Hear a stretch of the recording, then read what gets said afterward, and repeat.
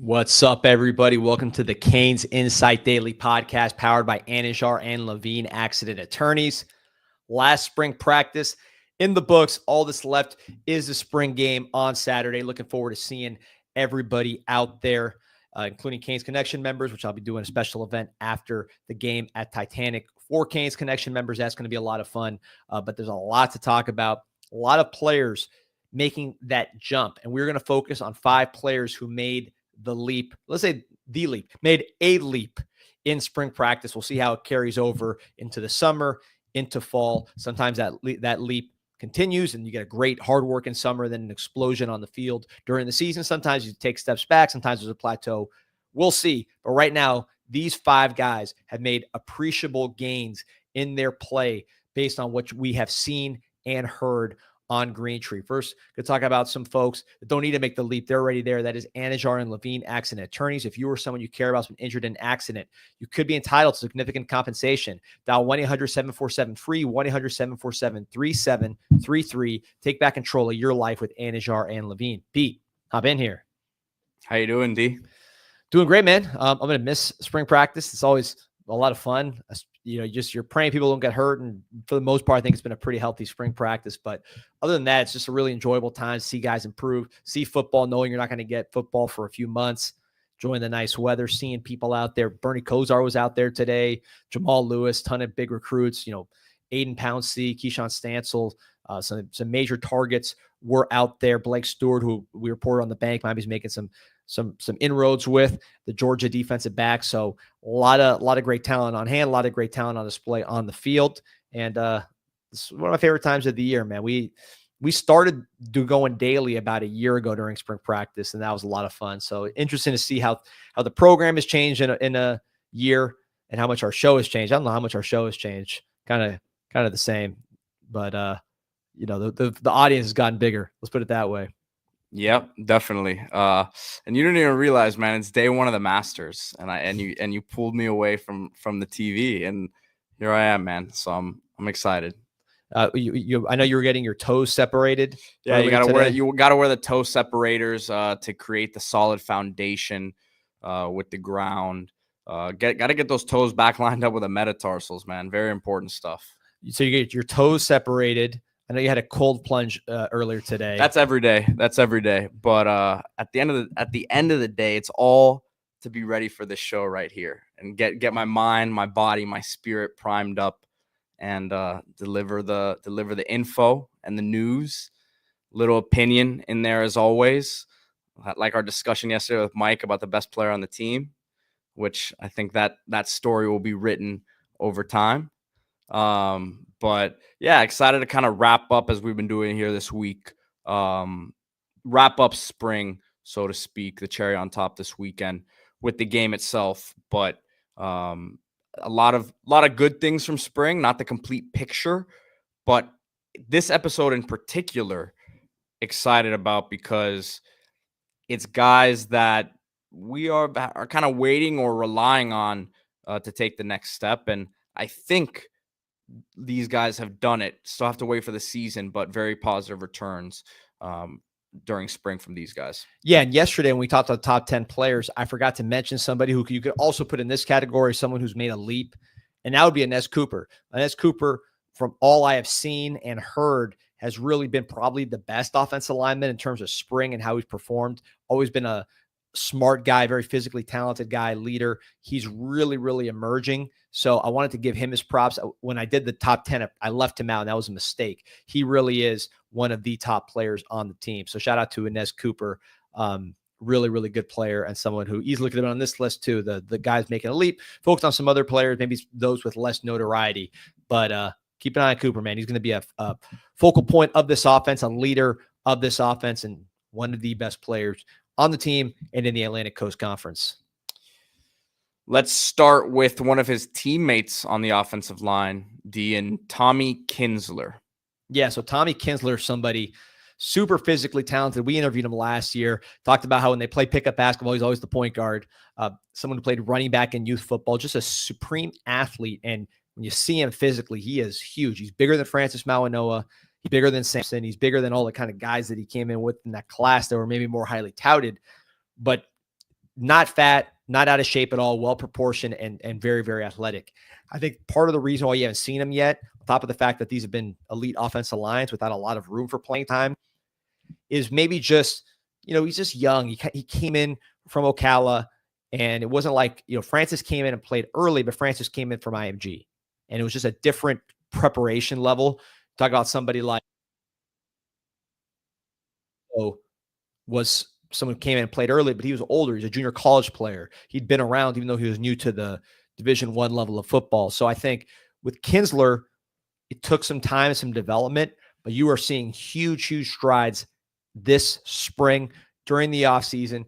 Physically was always very talented, but just more physically mature, mentally mature. He's been coached by the same coach the whole time, same scheme. So I think he's really making strides, and he's someone that Miami's going to want to try to get on the field. Because when you talk about that level of size, that level of athleticism, guy who can play tackle, has really mostly played tackle since he's been here, also has just the girth and power to play guard. A lot of things you can do with someone like Kinsler. There's a lot of competition to play, but I think he's somebody that they're trying to find a way to get him on the football field.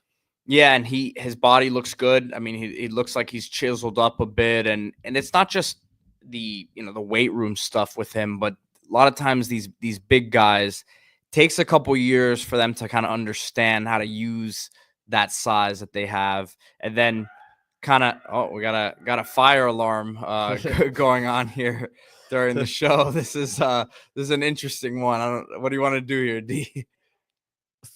Let's keep it going till the place burns down. There we go. False alarm. All right, we're good. There's a big fan of Tommy Kinsler, though. That was the alarm to let you know that he's coming to take somebody's spot. 6'6", 340.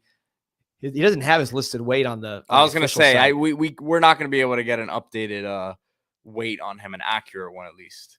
But he's big. Yeah, he's big and he's not fat. So he's very, very talented. Big fan of what Tommy Kinsler brings to the table, his upside. There's a reason why we wanted him so badly. Mentioned here, bagging up, saying, I remember how he was hyped when we got him, that he almost went to the Gators, of course, from Ocala, where the Gators are really strong. I believe he was committed to the Gators, and we flipped him, if I recall correctly. His head coach was a Gator legend, Brantley, but I was able to land him. Major target. Someone was a 3-star that Miami prioritized closer to a 5-star level, kind of similar to Joel Irvin this year, in terms of they looked at his traits and they're like, this guy's 5-star traits. Let's get him, even though he's a local guy and people don't know how good he is, maybe outside the state of Florida. So very excited to see his development. You have Markel Bell, left tackle. You have Francis Malinois at right. You have McCoy going to probably slide in at left guard. Ryan Rodriguez is always going to have an opportunity to play with his experience and his talent. Brockermeyer at center. And as Cooper, we mentioned, a right guard. So we'll see how the whole thing shuffles. There's always injuries. Samson Okolola in the mix as well. But I think Kinsler is going to find a way on the field this season based on what we've seen in spring, assuming he has a good summer. All right, next up, another offensive player that the team absolutely needs to take that next step.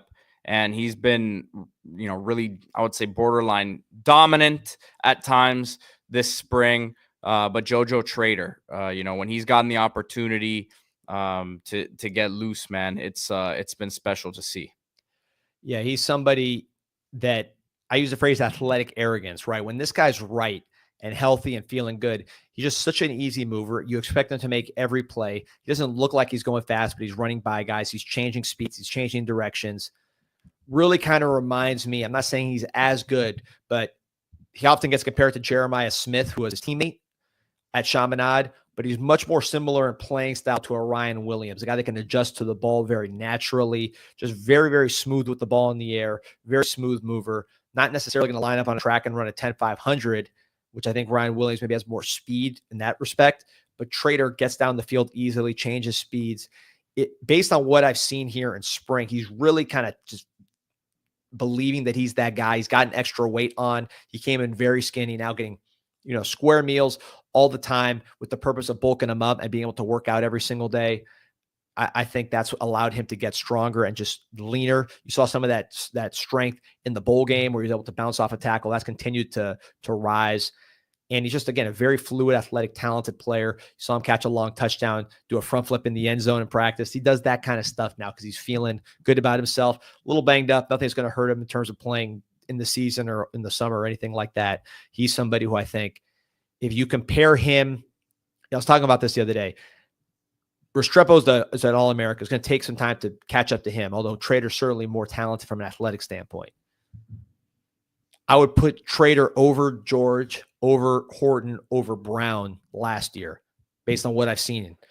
And then Restrepo's a unique deal, but again, who knows where Trader ends up. I think Trader is that kind of talent, like a first, second day kind of player from a physical standpoint at wide receiver. He can return punts as well. He can catch screens. He can do a lot of things. But I'm a big, big fan of JoJo Trader, what he brings to the table, and you're starting to see him fly and take that next step. Yeah, and you saw some of the stuff that Cam Ward was saying about him at the Combine a couple months ago when he was saying that he's Miami's next best wide receiver. Now, obviously, it's a good sign. Cam didn't see the freshman coming in here that we've been talking about, and CJ Daniels, who we expect to be a big part of the offense. But at the same time, he saw JoJo all of last season, and even though he wasn't really a significant part of the offense, understands what he can bring to the table. Yeah, he's somebody that I think if you had veterans ahead of him, right? And then just the physicality wasn't all the way there. So you weren't able to break through. It wasn't like a season that was a throwaway season. You were the number one offense in the country. So to just like push a freshman into the front of the line wasn't going to happen. But I think by the end of the year, he was definitely ready. You saw it in the bowl game. I think he's definitely going to be ready here. I was looking at Carson Beck. I was watching very close. I had some downtime, and I watched I'd already watched a lot of his games, watched all of his games last year. And I think Carson Beck was a lot better than people thought last year. I just watching, and we talked about this a little bit before, but the more I watch, the more you see his receivers were so bad last year that I really believe CJ Daniels, who we're not talking about, someone who's been playing very well the last couple of practices. He's now full go. He's basically limited for pretty much until the last week. And now you're seeing what he can do. CJ Daniels, based on what I've seen in practice and what we saw on film earlier in his career, he's better than anybody on FSU on Georgia last year. Period. I would not trade any of those receivers last year on Georgia for CJ Daniels. Colby Young was Carson Beck's best receiver, according to Carson Beck. And Daniels, from what I've seen in practice, comparing him to Colby Young, is better than Colby Young, just more dynamic, similar body control. So that's CJ Daniels. Trader, who has even like more acclaim, I guess, let's say, coming out of high school and is a great athlete in his own right, like we've been discussing. I think he's probably going to be better than anybody that Carson Beck had at Georgia. And really, I was just thinking about 2000. People say, well, we need 2023 Carson Beck. I think if you took 2024 Carson Beck and put him on last year's team, he wouldn't have been as good as Cam Ward, but I think he would have been better than pretty much everybody else. And the challenge is now replacing that wide receiver core with 4 receivers that are going to go on to the NFL one day. I think Trader and CJ Daniels, 2 steps in that direction. Trader with the ability to be that first round, second, third round type pick. All right, we'll keep one more offensive player for the end here. So you guys want to stick around for that for sure to see who that's going to be. Might be a little bit of surprise to some of you. But flipping over to the other side of the ball, we'll start with defensive tackle Justin Scott, which I think right off the bat when we got to the early practices, his weight gain was evident that was needed last year. And we saw some flashes. We saw the athleticism jump off some of the reps that he had, but to sustain that and to get, stack these good reps on top of each other over the course of the game, course of the season is tough as a true freshman coming in, a guy who really was a basketball player as well. So he didn't ever have a full season and off season dedicated towards the weight room and getting his body right for football. He's had that now, and I think it's made the world of difference for him. No question about it. 5-star defensive tackles, we know a few things about them, which is, number one, if they're mentally there and they're not just complete, just underachievers, they usually pan out and turn into really good players. That's your Chris Joneses of the world. Your what's the guy from Tennessee who also went to Mississippi State? Jeffrey Simmons.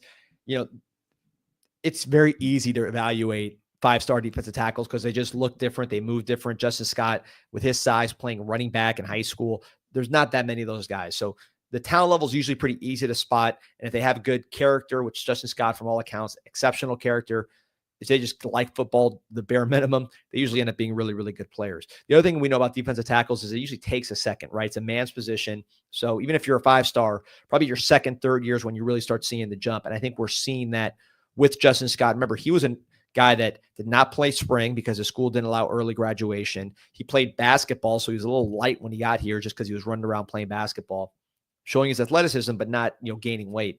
So now, full year, eating a ton, working out a ton, strong, playing in a defense that I think is simple and suited to his talents. He is really coming on and showing that ability to be a difference-making type of player. Absolutely a starter. Absolutely someone's going to be a key cog in this defense, but I think even more so, he is showing flashes of potentially being a difference-making player. And when you have a 5-star defensive tackle that becomes a difference-making player, those are the guys that go first round, second round, something Miami has not had. When was the last time I made a first or second round defensive tackle, Pete? I have to D tackle? Shoot. Because McIntosh and Norton did not go No, first or was second that round. Sometime after Damian Lewis? Well, Vince Wilfork. Will Fork was a first-round pick. Orion Harris, a fourth-round pick. So first and second-round D tackle. It's been a while, and I think if you're trying, Calais Campbell was a second-round pick, right? But he drafted as a D end or a D tackle. Really, he's morphed into he's turned into a D tackle. He didn't play D tackle at Miami, so I'm not gonna put him in that category. 850 Kane said, I said a super chat each of the last 2 days. We didn't read either one. That's a mistake. Send us your questions again. Send them right now. We'll read them right now. 850 Kane. I apologize. Appreciate your support. We'll read your questions. Just send them right here. Plus, you get a bonus one too. So it's gonna be the 850 Kane hour here. So get your questions up. We'll make sure we get them answered. I apologize for that. We're working hard out here. Pete's out there bringing Red Hot Chili Peppers song reviews. While thinking about his tea time tomorrow at La Gorge. No, I don't know about all that. Trying to keep this thing rolling. So yeah, definitely go ahead. 850 Kane. Let us know your questions. I promise you'll get those answered. But yeah, with Scott, he was presented to the media the other day, which is a good sign. That means he's, someone they expect to play a big role. So that's something that I think is telling. And he was very good with the media. It's just a smart guy. Total package. Look, they're 5 stars for a reason. I think that position is the position more than any other where I want 5-star players, and I do not want developmental players. Sometimes you hit. Dante Simpson, we talked about, might be a hit in this last class as a 3-star, but more often than not, the studs are the ones that go to Ohio State, Georgia, places like that where Justin Scott would have gone if Miami didn't win that recruiting battle. So excited to see him trending in the right direction, but we got to see it on the field. I think we will. Excited about what he's doing. Jonathan Crumbly had a question about what's up with Ryan Mack. Haven't heard a word all camp. Just rehabbing. Just getting back to form. He's somebody that I think is very smart player. You see him as a potential nickel down the road with his coverage ability. This is Ryan Mack from St. Thomas Aquinas. Was the best corner from a coverage standpoint at the Under Armour All-Star game 2 years ago. I guess last year, and he was trending up, earned his 4-star, but just dealing with some injuries. I think once he gets healthy, he'll factor in the mix. Probably at nickel would be my guess, but right now still working his way back.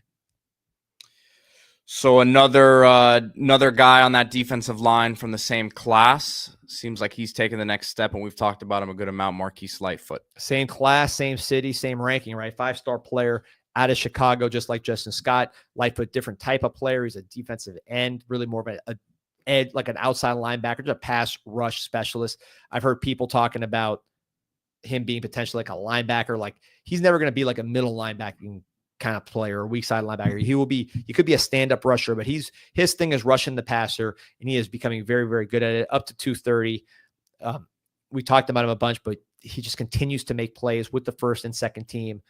Very aggressive, very twitchy, very explosive as that boundary defensive end. Remember, in this system, if you're just looking which hash we line up on, if we are lining up on the hash that is closer to the sideline, that'll be your boundary defensive end lining up in that space. That's actually, it's a more compressed space. That's actually going to be your faster defensive end in this system, which would be a Lightfoot, for example. Your field defensive end, meaning the hash you're lining up on, there's more space to the other side. That's going to be your bigger guy, your longer guy, which makes sense because you need to hold that spot, hold that edge, and cover more ground. if you're running in that direction. So that's just something to keep an eye on when you talk about the defensive end positions. But Lightfoot, man, 5-star, Justin Scott 5-star, Armando Blunt 5-star, Hayden Lowe 5-star. I expect all 4 of those 5-star players to play a big role, and that's what you need when you're trying to compete for championships. 5-star defensive linemen all over the place. You saw that with Ohio State, quite a few 5-star defensive linemen making plays. Jack Sawyer, remember him? I believe he was a 5-star player. JTT on the other side, another 5-star player. That's typically how you win championships at the college football level. It's going to be 5-star stud defensive linemen, and then also powerful physical running games that can dictate the pace of the game. Going back to Alabama, Georgia, USC when they were good, that's been the recipe of success pretty consistently. So do we get into our last name here, or? Well, first let's talk about something that I hope Marquise Lightfoot is enjoying when he takes the train or when he gets out of practice. Maybe to put some weight on. He's already 230. I think he's heading in the right direction. Maybe he wants to get to 240, 250. And that is Islas Canarias Express right there in Dadeland Mall. #1 Cuban restaurant on planet Earth. 40 years and counting, getting close to 50 years in service here in Miami, now at Dadeland Mall. Very convenient location right there by the Metro, right there by UM. Go to the spring game tomorrow. You're going to get hungry, or let's say Thursday, spring game on Saturday. You get hungry. You want to get something maybe before the game or after the game. Roll the Islas Canarias Cuban Express. It's affordable, it's hearty, and it's the highest quality. Again, I always use this example. Anthony Bourdain, world famous celebrity chef, RIP. When he came to Miami, he didn't go to South Beach. He didn't go to Brickell. He didn't go to Design District. He took Uber all the way out to Islas Canarias. And if he had Islas Canarias Express, he wouldn't have had to go that far because it is right there in the heart of Miami. Islas Canarias Express. All right, so who we got left here, Pete? Ray Joseph. So this is one I know we got a lot of questions on. We've had him on the show. An incredible young man, great guest, just a lot of energy, super smart. And now you're seeing him really take a next step as a slot receiver. He is somebody who's like Restrepo in some respects, was a running back in youth football, very good returner, very good with the ball in his hands. And where he's been working is when the ball's not in his hands, running routes, being quarterback friendly, finding the soft spots in the defense, and then of course catching the ball with his hands before all the after the catch stuff. I don't know if he had extra weight or if it was just that number weighing him down that he wore on punt returns, but now that he's at that number 5, he just looks sleeker, more explosive. I think he has actually lost weight. It's not just a perception thing, but certainly looks faster, certainly looks more explosive, and he's making plays consistently, as is Malachi Toney, the freshman we talked about a ton right behind him in the slot. That competition is very, very good. It's a healthy competition. Both those guys are making a lot of plays.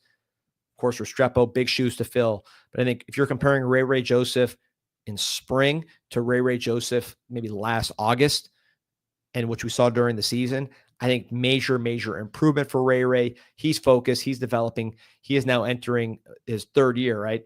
His 3rd year on campus. So he is ready to make a big jump. Excited to see what Ray Joseph does, both as a punt returner, but also as a wide receiver and a slot receiver. I just think this is his time to really make some noise. And he's someone I'll be watching very closely in that spring game, because I know a lot of eyes are going to be on him, seeing what he does. He has a lot of fans. I think he'll be doing a great job. And I'm really impressed with what he has done over the course of spring.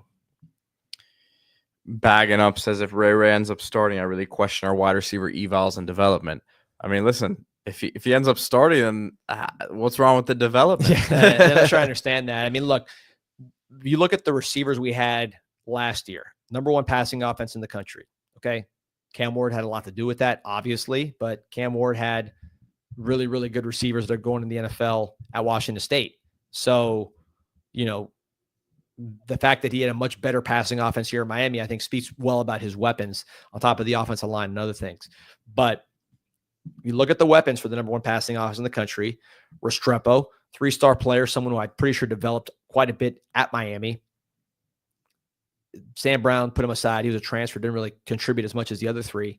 But Isaiah Horton took huge steps from when he first got here to what he did for us last year. Wish he could have continued to take those steps, but he's now at Alabama. And then Jacoby George, from when he was a freshman to when he was a sophomore to now as a senior going on to the NFL, I thought major improvement. You know who else had a huge jump? And I mean, look, this guy was way further along as a wide receiver coming in, but not a ton of production from the first 2 years.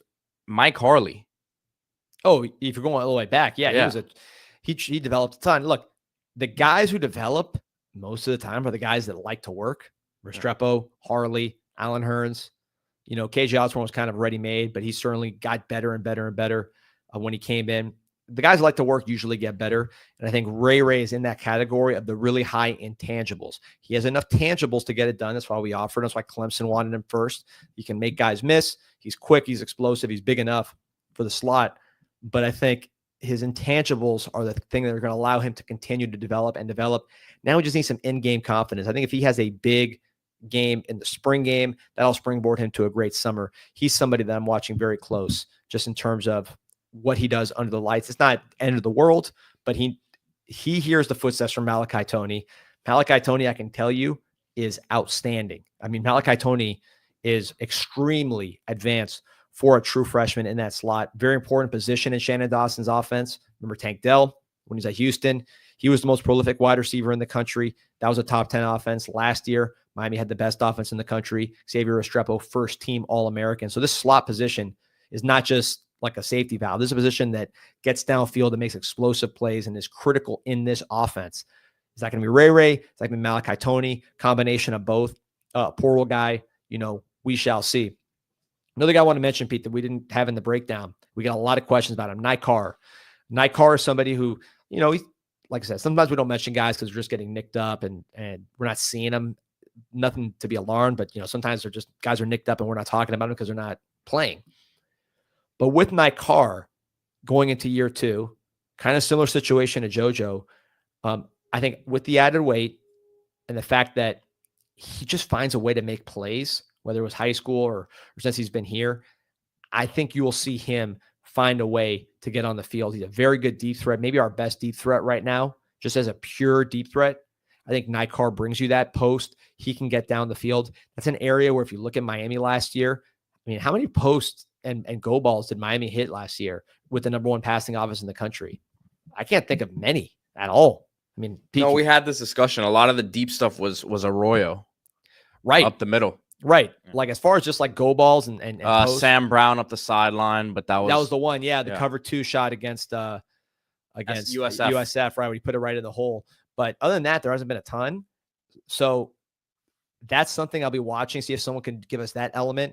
And I think if someone gives us that element, Nye Carr might be the one because he's very good at that. He's very good at getting downfield. He has speed. He has a good sense to locate the ball. I could see him continuing to bring that element to the game.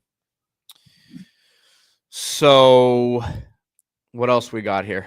So here, Baganoff saying the gold standard of wide receiver continues to be OSU, LSU, and Texas. None of our receivers are getting drafted, just functional on our team, not dominant targets who consistently make game-breaking plays. I would agree that OSU, LSU, and Texas are the standard. More so OSU and LSU. Has Texas produced any good receivers? Worthy last year. Yeah, he's okay. Restrepo is a better player than Worthy in college, no question. Golden was good, transfer, 1-year transfer. OSU and LSU, that's a different category. These are multiple first-round receivers every year, guys that make Pro Bowls. I would say those two are definitely the top of the line when it comes to receivers, and Miami is not there. You can't lose battles like Jeremiah Smith and expect to be there. That's where you got to get to. I think where Miami is this year is 3 receivers making it to the combine, which is good. That's not every school is doing that.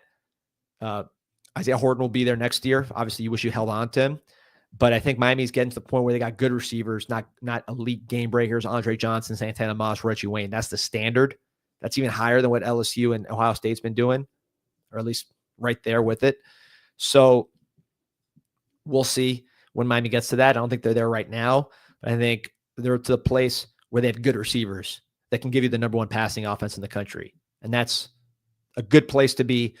Still more room to go. That's going to come down to recruiting, winning battles for the Jeremiah Smiths of the world, for the Tristan Keys of the world, right? We'll see what happens with Calvin Russell. I heard Miami has some momentum there. I think Calvin Russell, while we're talking about this subject, when Malachi Toney comes to Miami and immediately has success and catches the football and is a targeted player, I think that helps. With a guy like Calvin Russell, Malachi Tonia and Calvin Russell are good friends. They played together on the Raw 7-on-7 team. I actually saw Coach Duasso at practice today. So shout out to Coach Duasso. DJ Ivy was there, another product of that program. He was talking to Aiden Pouncey, who was on campus. So Aiden Pouncey, man, talk about a big, good-looking defensive back. Not related to the Pouncey twins. He's related to the other Pounceys, like Jordan Pouncey and all those guys. He's someone Miami's after very, very aggressively. He was, like I said, at practice today, along with Blake Stewart and some other guys. But I digress on the receiver topic. Calvin Russell, the fact that Malachi Tony's having success, I think it's helping us with him. They'll continue to try to win those battles.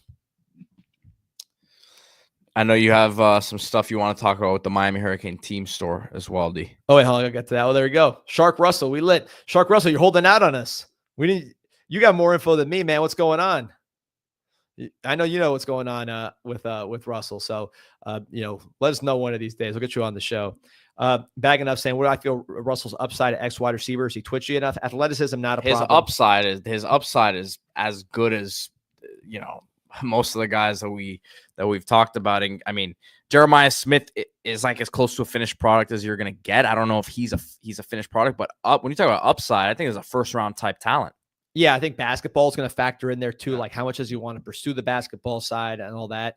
With Russell, the main thing on top of just getting reps at wide receiver is the size, just the strength, right? Just getting bigger, adding weight, getting stronger through the hips, getting his core stronger, just becoming a sturdier player, I think is big for him. And that's going to just come with weight room, with work. I've heard he's a very, very hard worker from Coach Duasso.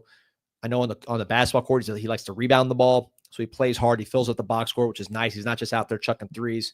So I think Russell's upside is very much tied to his body and getting his body where it needs to be. But you can't teach the height. You can't teach the movement skills and the ability to catch the ball. 904 Hurricane said Texas had 3 wide receivers draft last year: Worthy, Mitchell, and Whittington. Yeah, I was going to say Mitchell. I forgot, though. I didn't know if he was at Texas first or Georgia. I think Georgia first. And then Texas. So I was going back and forth on that one. So yeah, I mean, look, those are good players, but I don't think any of them are blowing me away. I mean, again, Restrepo was first team All-America this year. Forget the NFL part of it. I mean, he was a dominant college player. We had the number 1 passing offense in America. Not Ohio State. Yeah, guys out of high school, they're producing talent. If you're a Tristan Keys, you better believe that a Jamar Chase and a Justin Jefferson has an impact on you. But there's a big argument to be made that a player wants to see how these guys are used when they're in college. And again, I've said this before. There are players who look at a Restrepo and say, man, if he did this, and I know what my athletic ability is, not to say that, we don't have to go down this whole discussion again, but that I'm telling you what some of these prospects, how they think, right? Now, are they going to go out and be the all-time leading receiver at the University of Miami? Most likely not. But they're like, man, if they're using him like that, I feel like I can do X, Y, Z. So I think that plays a big factor into it. But I think Bagging Up's point generally is right, which is Miami should be the school that has Malik Neighbors and Brian Thomas at the same time. Not necessarily those 2 players. They're from Louisiana, but that caliber of player. We should be the school that has Jeremiah Smith. We should be the school that has, multiple first-round picks like Ohio State's having. That should be us. And until we are that, again, we're not there where we need to be. So I think that is very much fair to raise. I'm not sure that's going to happen this year, but I think we're going to have very good receiver play. I think if you're comparing our receivers to Georgia, which is where Carson Beck was last year, I think we're going to have much better receiver play than what you saw from the Georgia Bulldogs. That's going to help Carson Beck tremendously, on top of the fact that the teams they're playing against aren't as good. So, let's see here. New King God's got a question here. Rank these teams in order how you think they will do this season: Bama, Georgia, Miami, and Clemson. P, why don't you we don't know, by the way, this portal is going to have another swing at all these teams. So this is premature, but it's April. Let's have some fun. Pete, how do you see those teams? How would you rank those teams? Georgia, Bama, Clemson, Miami. Yeah, that's probably right. I mean, it's a curve, right? Because Clemson or Miami might be ranked higher if they just roll in the ACC, but that doesn't necessarily mean they're better than like a Bama or Georgia, even though the record might be better. So kind of depends on how you slice it. In terms of like what I think those teams have coming back, Clemson has a very, very good roster on paper. People sleep on Clemson, man. I think they got a better team this year than they had last year. I would say quarterback wise, the two best are Miami and Clemson. I think Beck is better than Klubnik just in terms of like he would have been drafted higher. He looked better when they played against each other, but he's injured. So I give the edge to Klubnik there. I think Bama and Georgia would lag behind on the quarterback side. Offensive line, I think Miami is significantly better than all of these schools. It sounds crazy with Bama and Georgia on the list, but it's true. Miami is significantly better than both of those schools up front right now. Georgia's taken a huge step back, lost a lot of guys. Bama really struggled up front. USF kind of kicked them around. So I think Miami on the offensive line would be ahead. Running back, I think Miami's going to be right in that mix too. Wide receivers where it starts getting a little different. I think Bama with Ryan Williams, Isaiah Horton, Jeremy Bernard, really, really good. Ryan Williams being an elite player.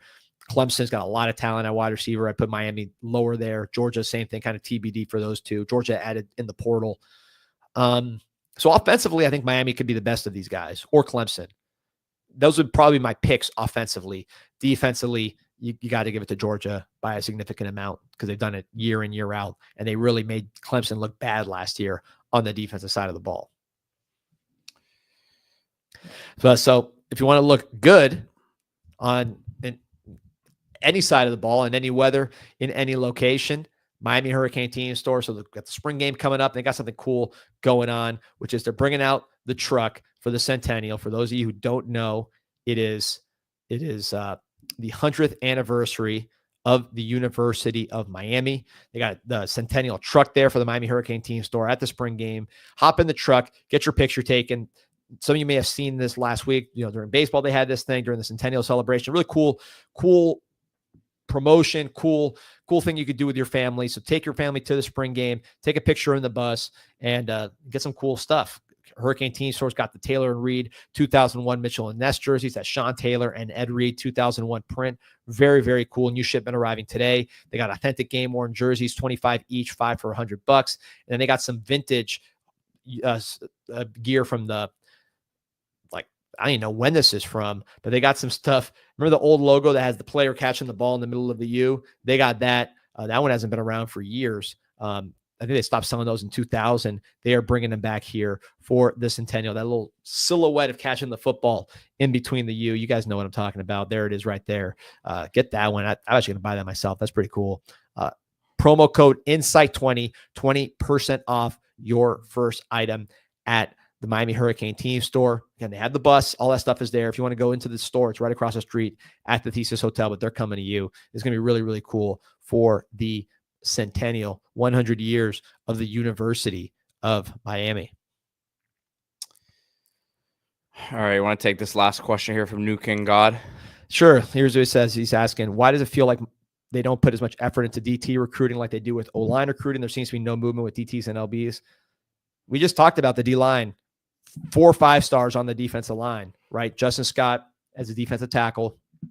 Hayden Lowe and Armando Blunt. Let's call them big defensive linemen, 260-plus defensive linemen.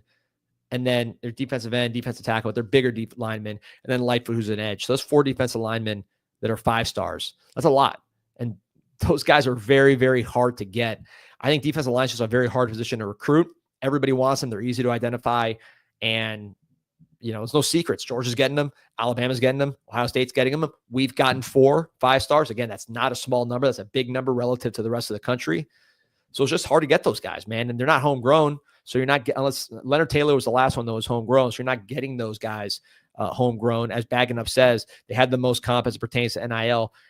Deep tackles were getting NIL since before it was legal. Alabama almost got the death penalty before Saban because of Albert Means and paying him like $100,000, I think. So defensive tackle's always been the most competitive position from a recruiting standpoint. Very hard to get those guys. There's only so many of them, and most of them are from SEC country. So that's really the challenge. I think Miami has done pretty well with defensive line, and they're trying to do better. Offensive line, Miami has a big advantage in terms of they can sell their their productivity, right? The fact that Penei Sewell is top 10 pick, one of the best offensive linemen in the game. Francis Nauanoa probably going to be a top 10 pick. Miami's had an elite offensive line, or should say Mirabal's had an elite offensive line pretty much every year since 2018, save for the first year in Miami when he inherited a bunch of bad players. So it's an easier sell.